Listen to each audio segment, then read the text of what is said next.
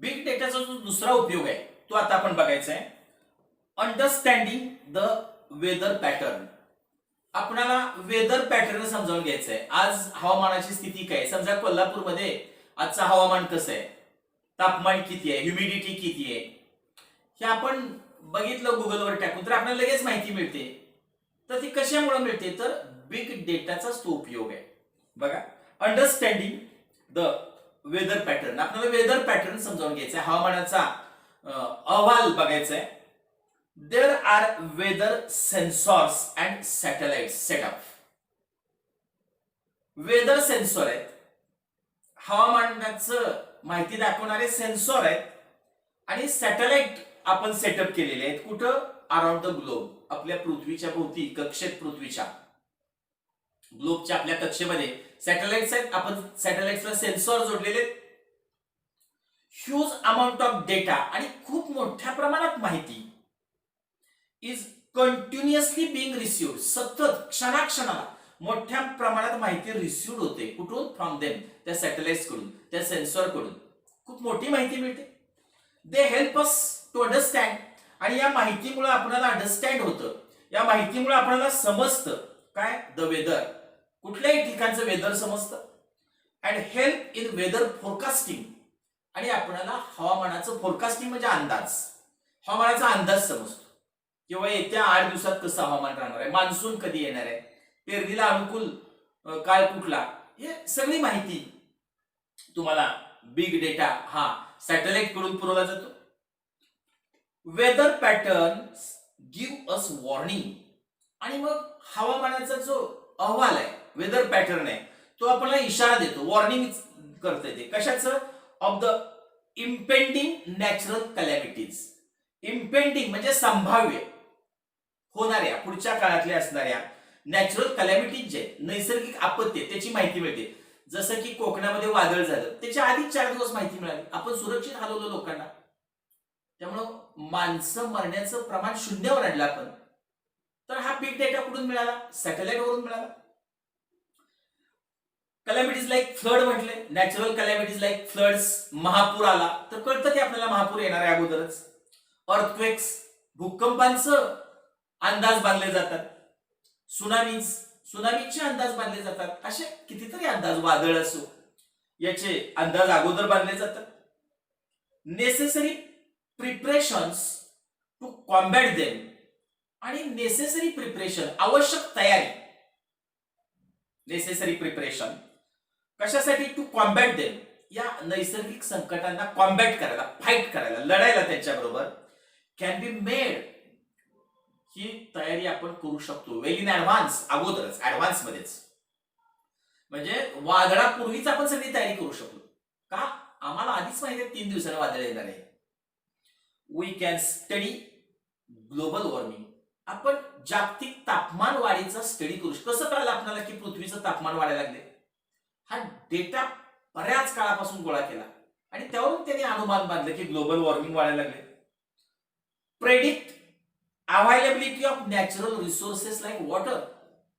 Water हे एक natural resource आहे. पाणी हे एक जलसंपदेचा स्रोत आहे, नैसर्गिक साधन संपत्तीचा हा स्रोत आहे.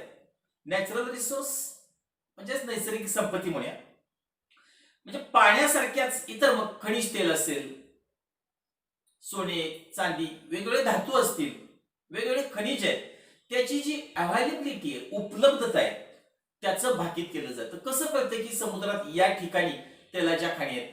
तर सॅटेलाइटद्वारे ती माहिती उपलब्ध केली जाते, आणि त्याच्या सहाय्यानं मग पुढे उत्खनन होतं. तिसरा त्याचा उपयोग सांगितलाय बिग डेटाचा, health care industry. Health care industry, आता तुम्हाला माहिती आहे कोरोनामुळे या इंडस्ट्रीला अगदी सुगीचे दिवस आले. बिग डेटाचा त्यांना काय उपयोग होतो बघा. टुडे वी सी दॅट, सध्या आपल्याला असं दिसतं, we see that people have become health conscious. लोक कॉन्शियस आहेत, जागृत आहेत. कशाबद्दल? आरोग्याबद्दल. हेल्थ कॉन्शियस आहेत, आपल्या वैयक्तिक आरोग्याबद्दल, सामाजिक आरोग्याबद्दल लोक जागृत आहेत. The smart watches, smart watches निघालेले आहेत. ऑदर वेअरेबल, बाकी काही व्हेरिएबल आहेत, वापरणाऱ्या वस्तू आहेत, वापरायच्या वस्तू आहेत, हेल्थ ऍप्स आहेत, आरोग्य सेतू ऍप जो पंतप्रधानांनी चालू केलेला आहे, असे काही ऍप्स आहेत इन आवर फोन. तुमच्या फोनमध्ये, मोबाईलमध्ये असे वेगवेगळे ऍप आहेत, किंवा मार्केटमध्ये तुम्हाला स्मार्ट वॉचेस मिळत आहेत, किंवा अनेक पट्टे वगैरे मिळत आहेत. Keep on collecting data. तर हे डेटा कलेक्ट करतायत. म्हणजे तुम्ही मोबाईल खिशात घातला आणि किती पावलं चालला, तर ते मोबाईलवर येते की तुम्ही एवढ्या स्टेप्स चाललेल्या आहे किंवा एवढं अंतर चाललंय. काही मोबाईल्स आहेत तुमच्या हार्टबीट्स दाखवतात, काही घड्याळ आहेत त्यात तुमचा ब्लड प्रेशर कळतं, शुगर लेवल कळते. तर अशा वस्तू मार्केटमध्ये उपलब्ध आहेत, कारण लोक कॉन्शियस झालेत, जागृत झालेत, आणि त्यांनी ओळखलं की लोक आरोग्याच्या बाबतीत जागृत झालेत, मग ह्या वस्तू त्यांनी मार्केटमध्ये आणल्या. वी कॅन से दॅट, आपण असंही म्हणू शकतो, they are our own mini biomedical research devices. They are म्हणजे वर सांगितलेली, ते घड्याळ असो, वेगवेगळे पट्टी असतात, कमरपट्टी असतात, मोबाईल आहे आपला, हे सगळे जे आहेत ते काय करतात, आपले मिनी छोटस बायोमेडिकल रिसर्च डिव्हायसेस आहेत. आपल्या वैद्यकीय, बायोमेडिकल, जैव वैद्यकीय म्हणतो आपण, रिसर्च डिव्हायसेस आहेत. म्हणजे आपलं स्वतःच संशोधन करणारी ही उपकरण आहेत. They detect our heart rate. मी तुम्हाला सांगितलं ते आपल्या हार्ट रेट, हार्टबीट दाखवतात, किती हार्टबीट आपले आहेत ते डिटेक्ट करतात, म्हणजे शोधतात. Monitor the patient sleep pattern. आपण कसं झोपतोय त्याचं पण ते निरीक्षण करतात. हृदयावर डाव्या बाजूला झोपायच नसतं असं सांगितलंय विज्ञानानं, तर ते डाव्या बाजूला आपण जास्त वेळ झोपलो तर ते वॉर्निंग देतात की तुम्ही डाव्या बाजूला झोपलाय, आपण जागवतो. Keep a record of his exercise. आपण किती एक्सरसाइज केलाय, किती व्यायाम केलाय, आपल्या किती कॅलरीज शरीरातल्या जळलेल्या आहेत, किती आहाराची आपल्याला गरज आहे, ह्याचं रेकॉर्ड ठेवतोय ते. द डिस्टन्स वॉकड, जसं मी मगाशी सांगितलं, किती अंतर आम्ही चालून गेलो, याचं सुद्धा ते रेकॉर्ड ठेवते. The analysis of this data, आणि याचं विश्लेषण, याचं अनालिसिस, ही जी माहिती आहे आपल्या शरीराची सगळी कलेक्टेड म्हटले आपल्या शरीराची सगळी गोळा केलेली माहिती आहे, कॅन गिव्ह न्यू इन्साइट. हे एक नवीन ज्ञान देते, न्यू इन्साइट देते, आपल्यालाच नाही, डॉक्टरांना पण. अँड प्रोव्हाइड अ पर्सनलाइज्ड, आणि तुमच्या मोबाईलमध्ये प्रोव्हाइड केले, त्यांनी सुविधा दिलेली आहे की तुमचं पर्सनल स्वतःचं किंवा इंडिव्हिज्युअल फीडबॅक त्यात येतो. तुमचा वैयक्तिक स्वतःची माहिती, फीडबॅक त्यात गोळा होतो. दिवसभर किती चाललं माहिती गोळा, हार्टबीट माहिती गोळा, शुगर किती आहे माहिती गोळा, ही सगळी तुमच्या शरीराची माहिती त्यामध्ये गोळा होते. To each and every person, प्रत्येक व्यक्तीची माहिती त्यामध्ये, अगदी पुढच्या व्यक्तीला कोरोना झालाय का हे पण तुमच्या त्या आरोग्य सेतू ऍपमध्ये समजते.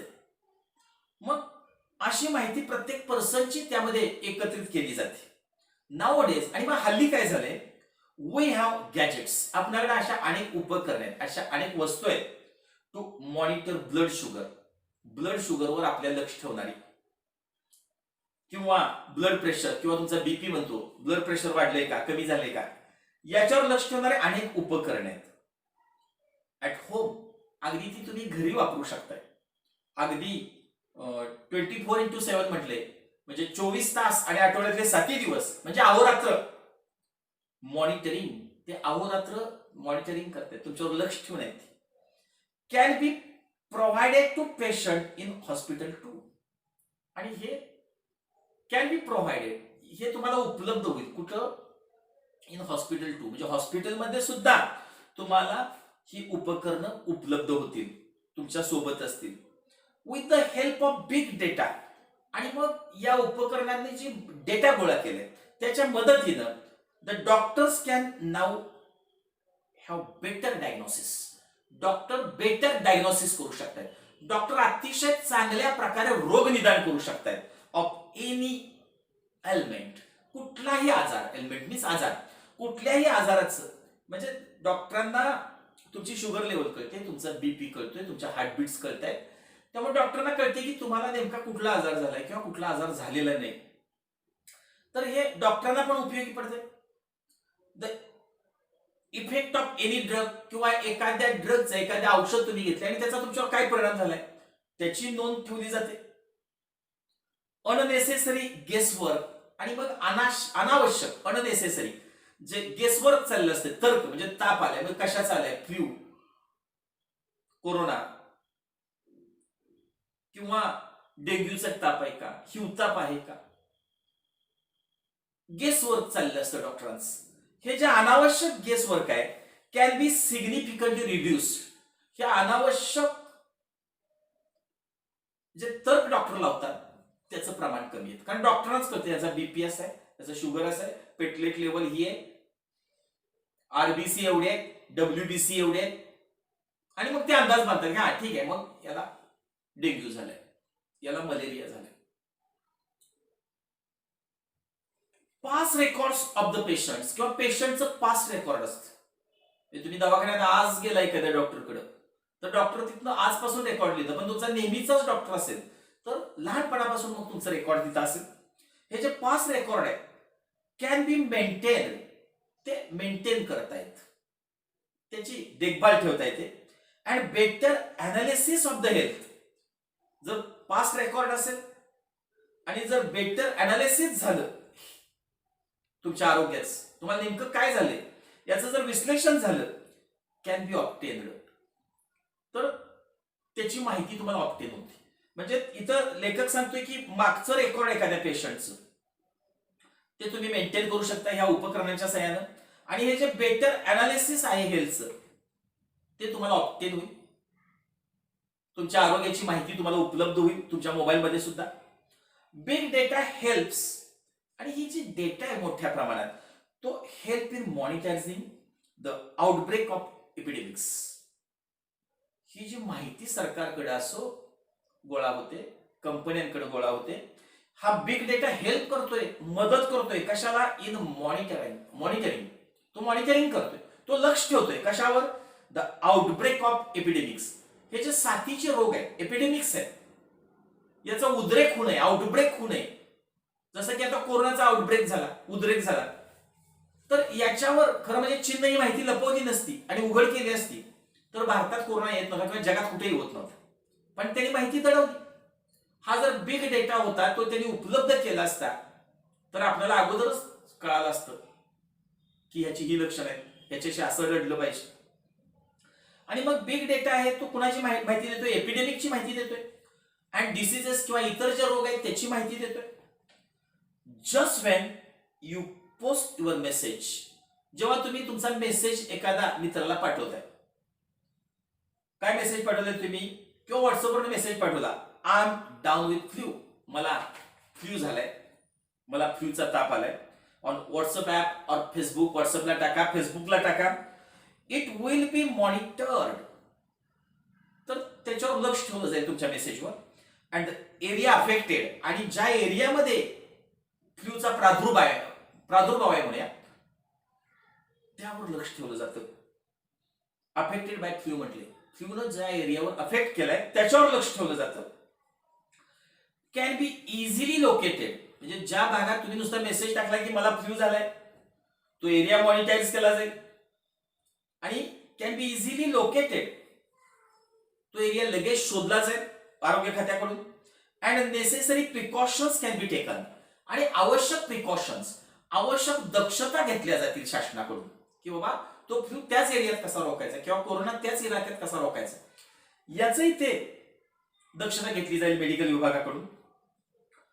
फार्माक्युटिकल कंपनीज, म्हणजे औषध निर्माण करणाऱ्या ज्या कंपनीज आहेत, pharmaceutical companies would pay huge amount, ह्या कंपनी मोठी रक्कम गुंतवत आहेत, ह्यूज अमाऊंट देत आहेत, खूप मोठा पैसा देत आहेत, to receive the health data of people, लोकांच्या आरोग्याचा डेटा, लोकांच्या आरोग्याची माहिती मिळावी यासाठी ते खूप मोठा पैसा देत आहेत. टू प्रमोट रिसर्च, आणि रिसर्चला प्रोत्साहन देत आहेत, ही माहिती गोळा करून संशोधन करतात ह्या कंपन्या. म्हणजे समजा कोरोना सगळं पसरला तर कोरोनाचं औषध कुठेही नाही, तर याचा डेटा गोळा करतायत, कोरोनाचे प्रकार शोधतायत, त्याच्या व्हायरसची लक्षणं शोधतायत, त्याच्या सगळ्या टेंडन्सी शोधतायत, त्याचे गुणधर्म शोधतायत, आणि मग ह्याच्यावर ही बॉडी आहे त्याच्यावर अँटीबॉडी शोधायचा प्रयत्न करतात, रिसर्च करतात त्याच्यावर, इन पर्टिक्युलर एरिया, एखाद्या एरियामध्ये जो रोग झाला असेल त्याच्यावर रिसर्च करण्यासाठी लक्षावधी, कोट्यावधी, अब्जावधी डॉलर्स, रुपये संपत्ती खर्च केली जाते with the help of the data gathered. आणि हा जो डाटा गॅदर केला जातोय, ही जी माहिती गोळा केली जाते, individuals are often given suggestions. तेव्हा इंडिव्हिज्युअल्सना, प्रत्येक माणसाला, प्रत्येक व्यक्तीला सजेशन्स दिली जाते अँड सोल्युशन्स, आणि प्रत्येकाला सोल्युशन्स सांगितलं जातं, प्रत्येकाला उपाय सांगितला जातो for the problems they are एन्काउंटरिंग.